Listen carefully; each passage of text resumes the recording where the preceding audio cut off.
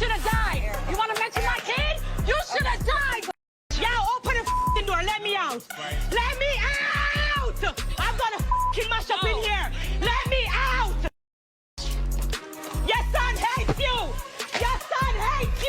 Yes. You monkey. You f***ing blue monkey. Eric, I cannot believe you. You just called this girl a monkey and then said she should have died. What type of is this? You have Jamaican children. Would you like if somebody called your children monkeys? You should have did that, Erica. That was out of line. See, this is what happens when you allow these preferences into our spaces, when you're so welcoming, when you embrace them in our community. This is what happens. They're gonna call you a monkey, they're gonna compete with you for black men, they're gonna try to mimic you, they mimic the stereotypical negative stereotype of a black woman to try to be more attractive to black men.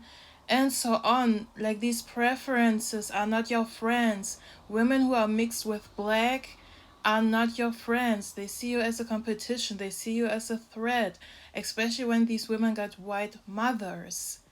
These white mothers who have biracial children, what they have in common with these black men they have children with is their hatred for black women. That's what their relationship is based on. So what can you expect? And don't get me wrong, I don't expect a lot of class or elegant mannerism or that you can, or self-control when it comes to a show like Love and Hip Hop. And another reason why we need classicism in the black community is I don't want to be associated with women who behave like this rapper Spice. But nevertheless, I will defend her because she got a racial slur from one of these preferences. Erica Mena is basically a white woman with a tan. I heard she's a Latina. And as we all know, Latina is a cultural identity. It's not a race. You can be an Afro-Latina like Amara La Negra. You can be biracial or mixed. Or you can be a white Latina. So there's no excuse. And all these women do, these non-black women do, is they come into our communities, they date black men, they have dark foundation on, they tan, and they make their lips bigger, and they try to mimic our accent, black accent, you call it, I think. And that's all they do, and they act like the negative stereotype of a black woman. That's all they do. They see us as a costume. Many white women have that rebellious phase where they date black men and then they try to act like black women, but when they get mature, then they are back to their white aesthetics, and they date white men and marry white men again. That's what you see with Ariana Grande. That's what you see with Kim Kardashian, and so on. That's what you see with everyday white women. They always do that. So basically, I'm going to defend Spice as a fellow black woman, but like her mannerism and this show, I don't associate with that. I just found that. And I want to use that example to show again why we should dismiss that one drop rule. You either a black woman or a non-black woman. There's no mixed black woman or something.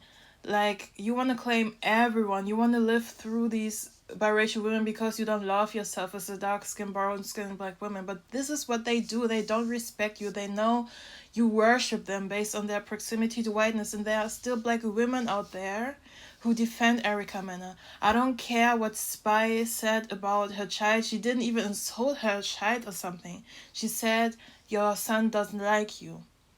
Of course, it would trigger every one of us. You know, when it comes to our children, it's very sensitive.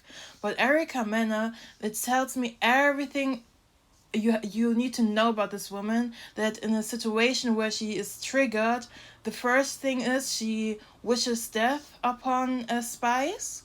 Because I heard Spice had like an illness that could have ended up with her being dead.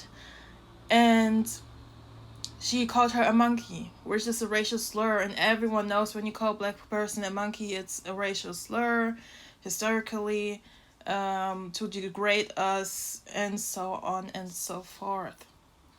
or and so forth and so on. I don't know. You get what I'm trying to say. So that's another example. Black women, just let's dismiss the one drop rule. I don't care if you have one black parent, if you have one grandparent that was black. I don't give a damn if you identify with our culture. It's on us. We also have to take accountability. Why do we support these non-black women that come into our spaces just to compete with us with black men? Which is the thing I don't participate in, but that's like the overall dynamic. They come into the community to compete with you with black men because in their own community they cannot find any man that wants them. They are basically throwbacks. And Erica Mena is one of those people who cannot go back. You know, with Ariana Grande, she could go back to white men. Kim K dated a quirky white man after her divorce with Kanye West, but no white man that is on her level or above her level will ever want to date Kim Kardashian, you know, because of their history and the ghetto and the mess, you know. The same with Erica Mena. She cannot really go back to white. Like, she's stuck. No one wants her. And she's mad. She's one of these preferences who's mad that she's not getting treated like a preference. She realized she got the same black men that black women get. Like, these women are so narcissistic.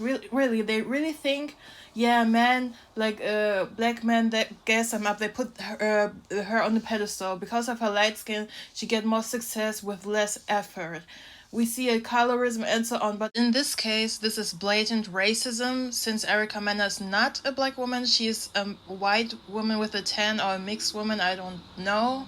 I don't know how her parents look like, but to me, she looks like a white woman with a tan. Definitely not a black woman. This is blatant racism. And the fact that she was feeling comfortable calling her a monkey in a black space with black people, knowing it's a racial slur. You know, the fact that you felt so comfortable saying this, it tells you everything about the community we live in. It doesn't surprise me that no one respects us. And after that, some black women defend Erica Mena. Yeah, you shouldn't have talked about her child. You shouldn't have talked. She didn't even insult the child and so on. Yeah, of course, it was like a spot that would trigger everyone. But wishing that this is not the same, like saying, yeah, your son doesn't like you is not the same as saying, yeah, you should have died, you blue monkey, to a black woman. That tells me everything I need to know. This preference hates black women. And it doesn't surprise me. I guess her ex-husband, also I heard, cheated on her with dark-skinned women. You know, this is like the thing that doesn't make sense. At first, this is what narcissists do. At first, they love bomb you, so you're an easy target. You fall for it. You think you are better. Like, these preferences think they are better. They will always think they are better than you because of their proximity to whiteness or them being completely white. They just putting on the tan. Like, don't let them fool you. They just putting on tan and they tan and they putting on dark foundation, making bigger lips, and because they know we don't dismiss the one drop rule. Everyone with one drop of black, we praise them and we feel better about our image because when they are part of it, that means we come in all shades and we can also be light skinned and that inferior complex and so on. I already made videos about that. Yeah, she's mad because she thought she was the preference, but her N-word would still cheat on her and with a black woman. It hurt her ego. These preferences going to learn real quick. It's not the woman's fault. Black men, many black men are narcissistic, or they're just basically selfish. Like every man cheats. I don't care. Most men, like I don't know any man that won't cheat at one point. I don't care how great the relationship is. I don't care how ugly he is. Even ugly men would cheat. Look at Ethan Slater. He cheated on his wife with Ariana Grande. Oh my god. They're all the same. I don't care. That's my opinion. Ladies, let me know down below in the comments what you think. For me, this case is clear. It's blatant racism. She felt comfortable saying it while other black people were there. That just shows you, she knows black people don't respect themselves. She knows.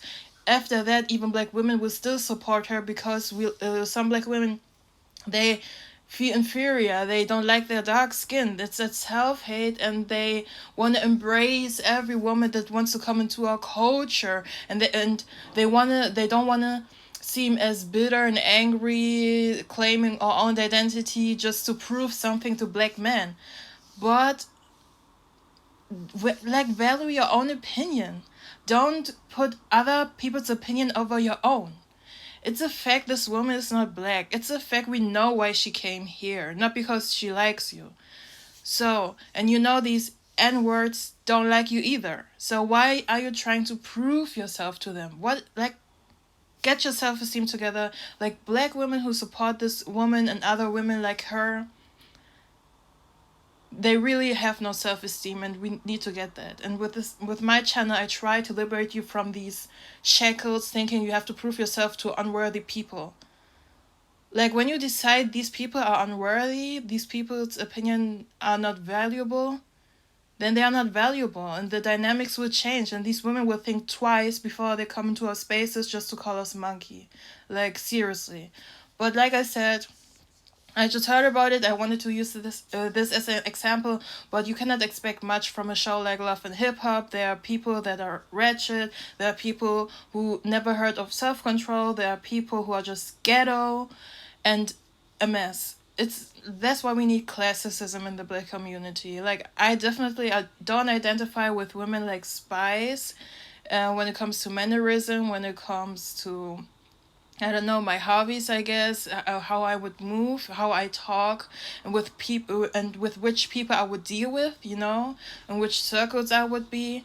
But because she's a black woman, I would defend her definitely in this situation, because this is blatant racism. Don't call it colorism, it's racism. You saw this woman, especially the picture I put on in the beginning, you could see it's a white woman with a tan. That's it. I don't care. Or mixed, I don't know. She's definitely not black, and she has a hatred for black women, like many of these preferences. So, ladies, let me end this video. That's all I gotta say for today. Like, this case is clear. It's crystal clear for me. It's another proof, and I just hope black women will wake up. I know we cannot save everyone, because the dynamics and the brainwash is so deep, but I try my best. And please, ladies, like this video, comment, share, so more black women can wake up and we can stop the madness and just leave this community behind us and put ourselves and our image first. And let's let's start with classism in the community, between black women, and that we are not associated with black men, that there's a clear difference, because I'm so sick and tired that those women like Spice make us look bad, or women who have no self-esteem, and every non-black woman to our spaces. I'm sick and tired that they represent us. Like, I don't want to be associated with these biracial or non-black women who act like the negative stereotype of a black woman, like, or ghetto black women. Please, classism. We need it. It's needed. Okay, ladies, I see you in my next video.